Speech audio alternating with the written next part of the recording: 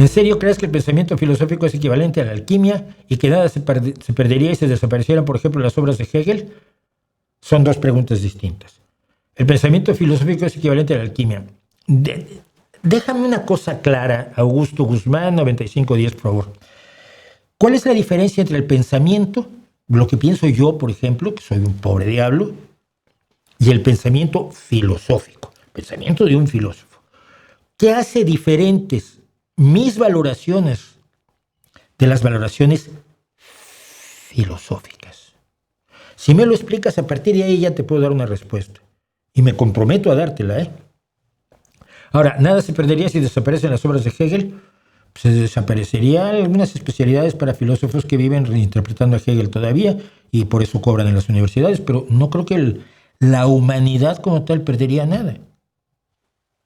¿Por qué? Porque lo que dijo Hegel era falso. Ni la fenomenología, y vamos a hablar de la epistemología de Hegel al rato, ni la fenomenología de Hegel es una descripción efectiva de la realidad, ni su descripción de la dialéctica es una descripción efectiva de la realidad. Nada es real. ¿Por qué tiene valor? Mejor explícame tú por qué tiene valor. Augusto, no me contestes lo que... Esto lo suelen hacer los enamorados de la filosofía y me desespera. Hoy bloqueé a uno. Te pregunté, ¿cuál es la diferencia entre mi pensamiento respecto de una cosa y el pensamiento filosófico respecto de esa cosa? Y tú me hablas de que los grandes filósofos históricos elaboran sistemas como grandes marcos teóricos equivocados y que nunca han servido para nada, explicativos que no explican nada, a partir de los cuales desarrollan sus ideas sobre los ámbitos de la realidad, ideas equivocadas que no tienen sustento en las evidencias. Pero eso no es lo que te pregunté.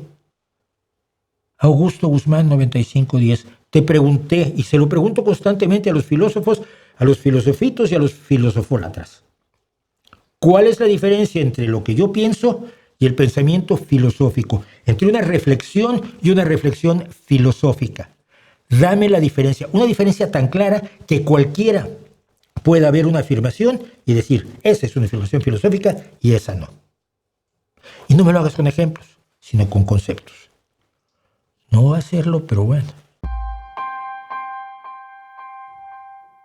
¿Qué opina del filósofo Voltaire? Que no era filósofo, era abogado. Era un abogado que pensó acerca de su sociedad. No sé por qué lo llaman filósofo. No me lo explico. ¿Cuál es lo que hace que su pensamiento sea filosófico y no sea pensamiento político, pensamiento social o pensamiento a secas? Porque filosofía no estudió. Su carrera era la de Derecho. Dios mío, a ver, Augusto, ahora insistes en no responderme y te vas para otro lado. Te voy a banear ahora, pero te voy a decir, hay historiadores, sociólogos y demás disciplinas que han trabajado a partir de los marcos del marxismo y que han producido basura marxista que se ciñe a la doctrina y a los dogmas de las creencias de un filósofo de mediados del siglo XIX y con ello pretenden abordar el siglo XXI. Y el resultado es inútil salvo para otros marxistas que creen lo mismo que ellos. Es un pedo religioso. Es un asunto meramente religioso. ¿De qué sirve? Pero veo que no me vas a querer. No me vas a querer contestar y por lo tanto, si insistes, te baneo. Muchas personas inteligentes que valoran a la filosofía. ¿Qué es la filosofía? Defínela. No has podido definir qué es un argumento filosófico. No has podido definir qué es una reflexión filosófica. Y ahora hablas de la filosofía. ¿Qué es la filosofía? Te puedo pasar 50 definiciones distintas de filósofos y ninguna se parece a la otra. No saben de qué están hablando. ¿El materialismo histórico tiene alguna relevancia para ver el mundo que sirva? Que yo sepa, no. Porque el mundo no funciona según el materialismo histórico. Y esto se lo señaló Bertrand Russell. Ay, metí un lío con Bertrand Russell, ya les contaré. Esto señaló Bertrand Russell a Lenin. No, lo señaló Bertrand Russell después de la conversación que tuvo con Lenin. Cuando le dijo, a ver, si el materialismo histórico funcionara y la economía fuera el motor de todo, los obreros católicos siempre votarían por el sindicalista ateo y no por el patrón religioso, no por el patrón católico. Y lo que vemos es que muchas veces votan por el patrón católico porque hay otras fuerzas en acción en el mundo más allá del simplismo que propone el materialismo dialéctico. El materialismo histórico, perdón. Tengo una duda, un filósofo una vez dijo que ya todo está inventado. ¿Usted considera que todo ya está inventado en concepto? No. Y esa es la revolución científica. Precisamente la parte que estoy leyendo ahora del libro de Wotton, que voy muy lento con él, es cuando se descubrió que podía haber descubrimientos. Te lo cuento. Y lo metemos en fragmentitos de filosofía que voy a juntar en uno solo para esta semana.